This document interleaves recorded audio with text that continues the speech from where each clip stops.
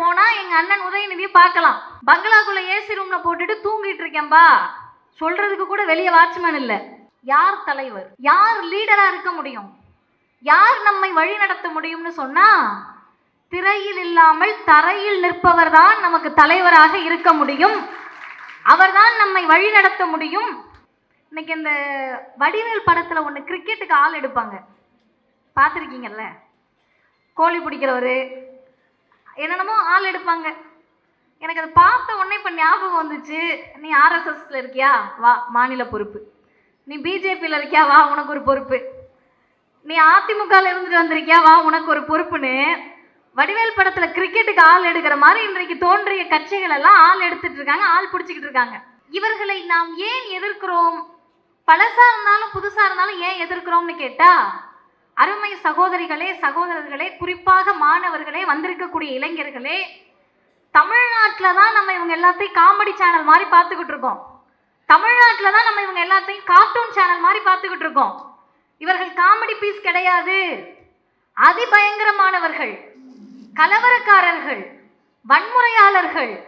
BJP வட இந்தியாவில் செய்த அனைத்தும் அட்டூழியம்.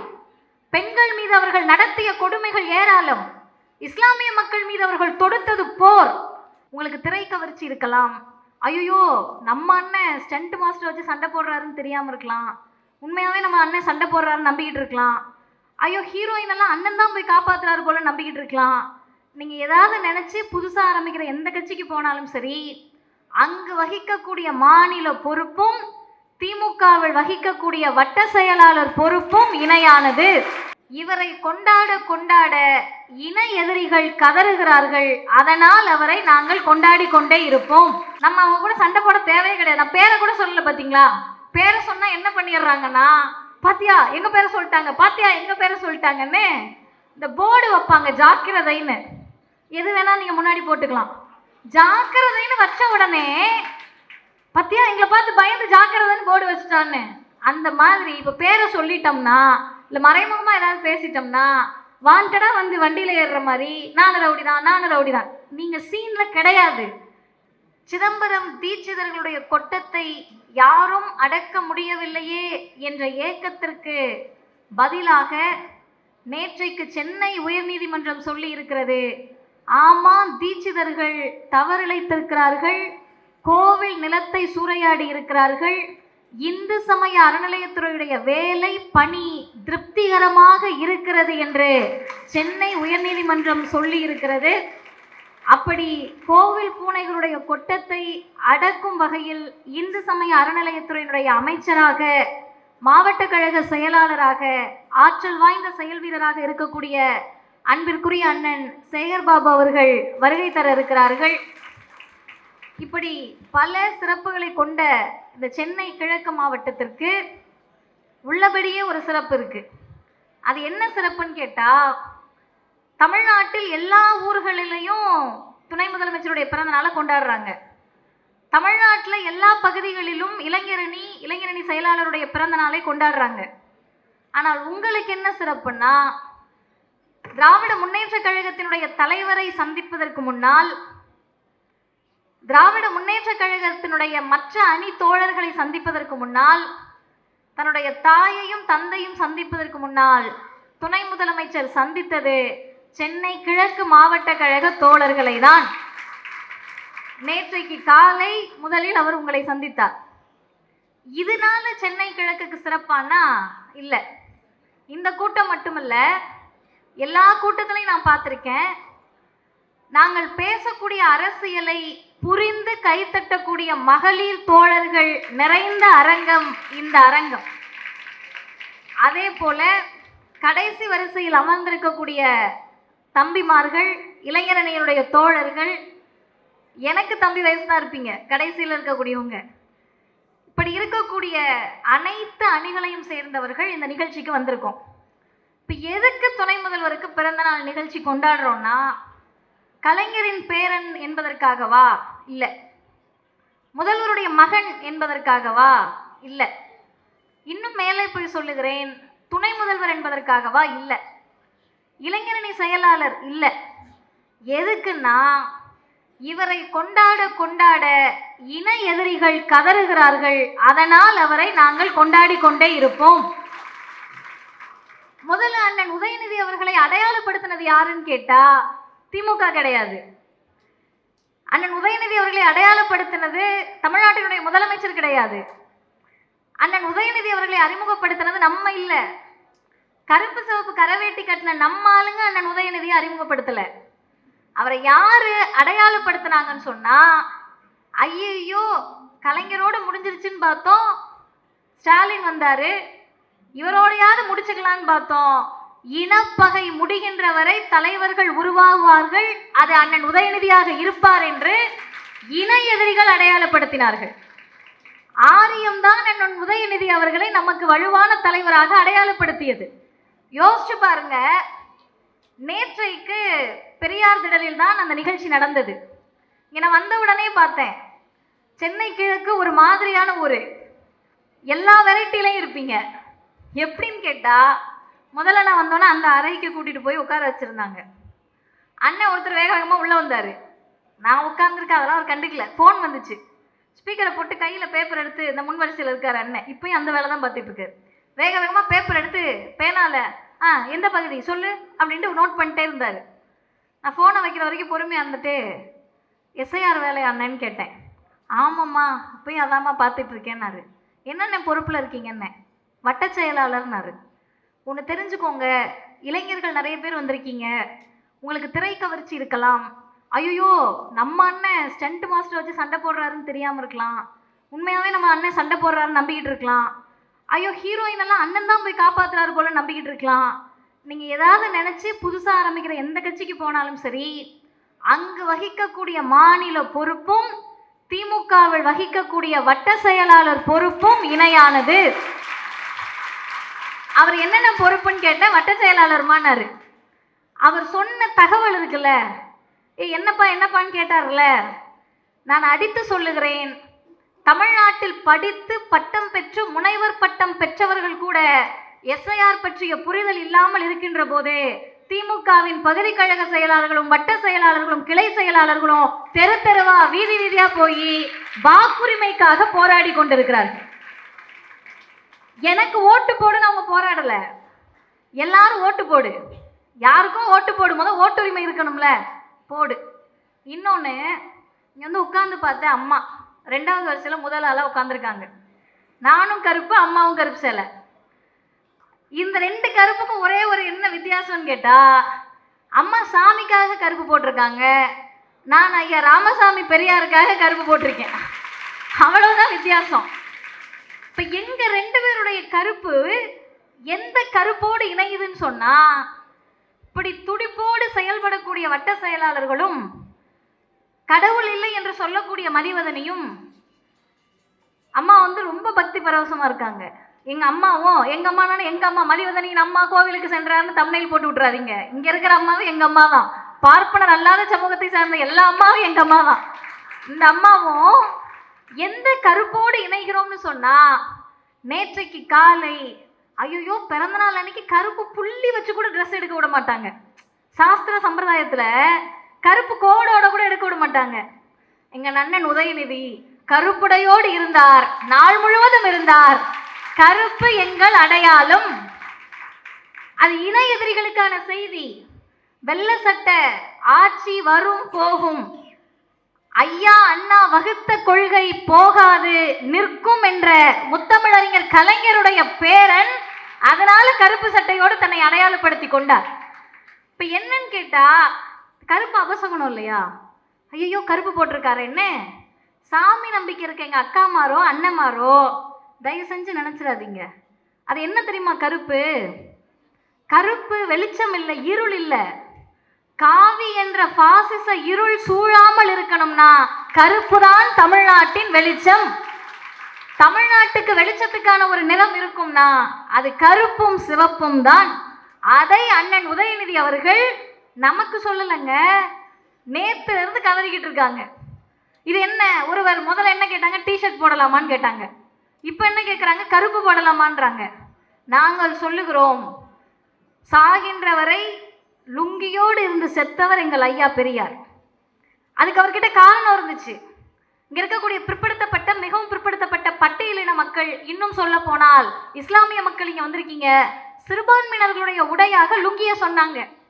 நீ என் மக்களை எந்த உடையை வைத்து தாழ்த்துகிறாயோ, சாகிற வரைக்கும் இந்த உடையோட தான் பிரதமரை பார்ப்பேன், குடியரசுத் தலைவரை பார்ப்பேன், எங்க போனாலும் லுங்கியோட போவேன் இருந்தவர் அறிவுலக பேராசான் தந்தை பெரியார். உடையில் இருந்த மரபை ஐயா பெரியார் உடைத்தார். ஐயோ, டிஷர்ட்லாம் போட்டு சட்டமன்றத்துக்குள்ள வரலாமா? எங்க இருக்கு விதி? சட்டம் இருக்கா சட்டமன்றத்துக்குள்ள டிஷர்ட் போட்டு வரக்கூடாதுன்னு? அதை தான் நேற்றைக்கு முதலமைச்சர் வாழ்த்தினார். காட்சிக்கு எளியனாக நீ இருக்க வேண்டும். இளைஞர்கள் போனா எங்க அண்ணன் உதயநிதியை பார்க்கலாம், பங்களாக்குள்ள ஏசி ரூம்ல போட்டுட்டு தூங்கிட்டு இருக்கேன்பா சொல்றதுக்கு கூட வெளியே வாட்ச்மேன் இல்லை. அப்படி இல்லாமல் நேற்றைக்கு 6 மணி நேரம் நின்று தன்னுடைய இளைஞரணி தம்பிமார்களை சந்தித்திருக்கிறார். இதெல்லாம் ஒரு விஷயமா? 6 மணி நேரம் நின்று சந்திக்கிறது விஷயமா? ஆமா விஷயம். ஏன் விஷயம்னு கேட்டா, யார் தலைவர், யார் லீடரா இருக்க முடியும், யார் நம்மை வழி நடத்த முடியும்னு சொன்னா, திரையில் இல்லாமல் தரையில் நிற்பவர் தான் நமக்கு தலைவராக இருக்க முடியும்.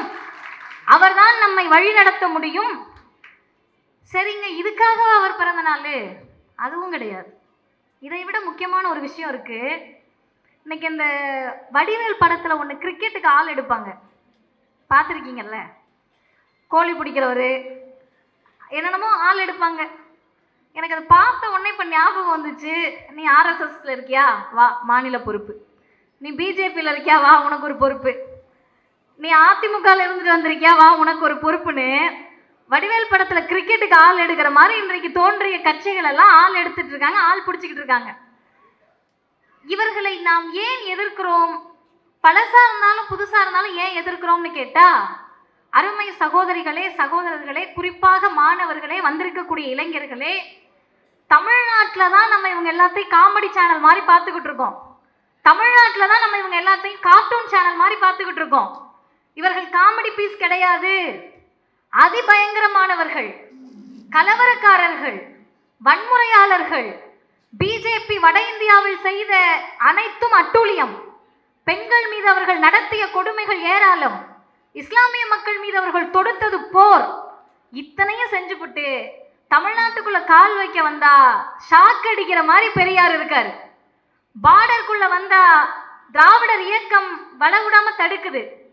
திமுகவின் முதலமைச்சர், தமிழ்நாட்டின் முதலமைச்சர் சொல்லுகிறார், நான் இருக்கிற வரைக்கும் உன்னால கால் வைக்க முடியாது. இப்ப என்ன பண்றது? ஆள் பிடிச்சி, வடிவேல் ஆள் பிடிக்கிற மாதிரி ஆள் பிடிச்சுதான் ஆட்சி அமைக்க முடியும். இது தெரிந்தும் தன்னை காப்பாற்றிக் கொள்வதற்காக அதிமுகவில் எடப்பாடி பழனிசாமி அவர்கள் கட்சி அடமான வைக்க தயாராயிட்டாரு. நீங்க என்ன சொன்னாலும் கேட்கிறேன்னு சொல்லி புதிய கட்சிகள் அடிமை சாசனம் எழுதி கொடுத்துட்டாங்க. ஒரே ஒரு கட்சி துணிந்து சொல்லுகிறது, நாங்கள் இருக்கின்ற வரை பாசிசத்திற்கு தமிழ்நாட்டில் இடம் கிடையாது. இதை சொல்லுகிற ஆற்றல் திமுகவுக்கு இருக்குன்னு சொன்னா, அதன் தலைவர்கள் எப்படிப்பட்டவங்களா இருக்கணும்? தொண்டர்கள் சொல்றோம்னா தலைவர் எப்படிப்பட்டவங்களா இருக்கணும்? தலைவர் சொல்லுகிறார், சனாதனத்தை எதிர்க்கிறேன்.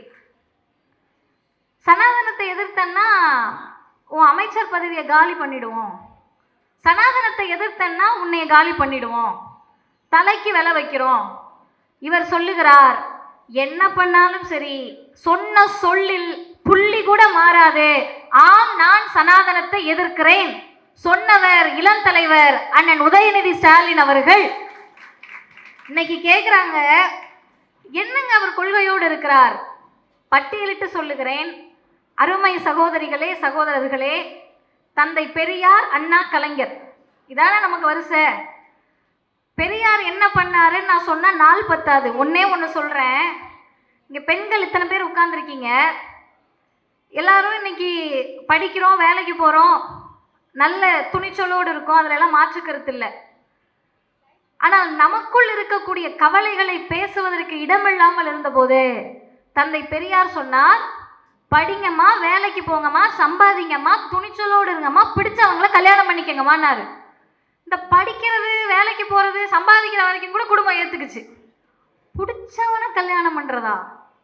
பிடிச்சவன் வேற ஜாதிக்காரனா இருப்பானே, பிறக்கிற பிள்ளை வேற ஜாதியா இருக்குமே, நமக்கே கொஞ்சம் பேத்துக்கு மூஞ்சி மாறுதா, ஐயோ வேற ஜாதியா இருந்தா என்ன பண்றது அப்படின்னு நினைச்சப்பதான் எந்த ஜாதியாக இருந்தாலும் சரி ஜாதி மறுப்பு திருமணத்தை சுயமரியாதை திருமணம் செய்து கொள்ளுபவர்களுக்கு சட்டம் இயற்றி சுயமரியாதை திருமணத்திற்கு பேரறிஞர் பெருந்தகை அண்ணா அவர்கள் சட்டமன்றத்தில் மசோதாவை தாக்கல் செய்த நாள் இன்றைக்கு தான் 28/11/1967. ரெண்டாவது, கலைஞருடைய கொள்கையில் என்ன நிற்கிறோம்னா, தம்பிங்கெல்லாம் இன்ஸ்டா பயன்படுத்துவீங்கல்லப்பா, நான் ஒரு ஐடி சொல்கிறேன், அந்த ஐடி உள்ள போய் பாருங்க, என்ன ஐடின்னு கடைசியாக சொல்கிறேன். ஒரு அக்கா வராங்க ஜெர்மனியிலேருந்து, கலைஞர் வீட்டு வாசலில், கோபாலபுரம் வீட்டு வாசலில் போய் நிற்கிறாங்க. நின்றுட்டு வீடியோ காட்டுறாங்க, இங்கே பாருங்க அப்படின்னு சுற்றி முற்றி காட்டிட்டு, எங்கள் தாத்தா கலைஞர் ஐயா வீட்டுக்கு வந்திருக்கேன்றாங்க அந்த அக்கா. இவங்க ஏதாவது சொந்தக்காரங்களானா இல்லை. ஏன் தாத்தான்னு சொல்கிறாங்கன்னா, அருமை தம்பிகளே, யார் நமக்கு தாத்தாவாக இருக்க முடியும், யார் நமக்கு அண்ணனாக இருக்க முடியும்னு புரிஞ்சுக்கங்க. அந்த அக்கா அடுத்த வார்த்தை சொன்னாங்க, எங்களுக்கும் வாழ்வதற்கான தகுதியை கொடுத்து திருநங்கை என்று எங்களை அங்கீகரித்தவர் கலைஞர் தாத்தா.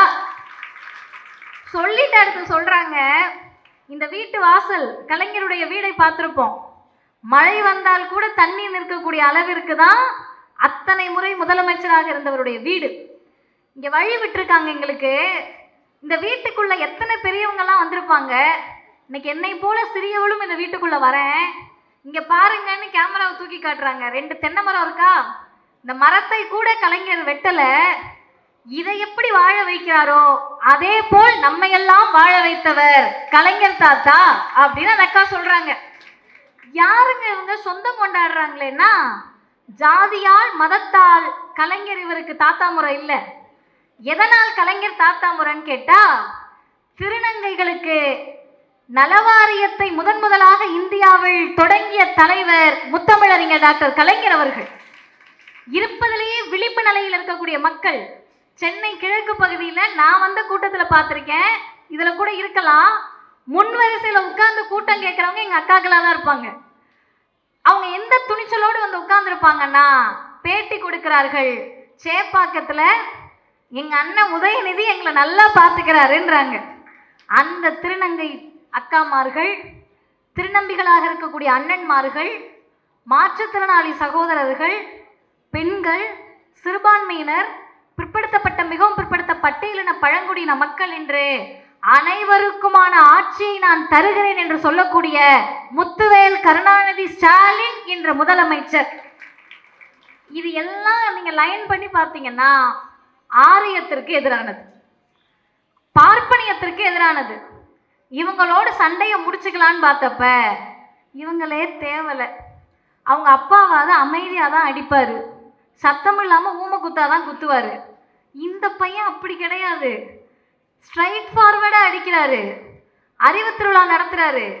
ஐயோ அறிவை பற்றி பேசுறியான்னு அறிவு இல்லாமல் கோவம் வந்துடுது. வள்ளுவர் கோட்டத்தில் நடத்துறாரு, இன்னும் அழுக வந்துடுது. வள்ளுவர் கோட்டத்தில் சொல்றாரு, இந்த இடத்த ராசி இல்லைன்னு சொல்றீங்க, அதனால தான் இந்த இடத்துல நடத்துறேன்றார்.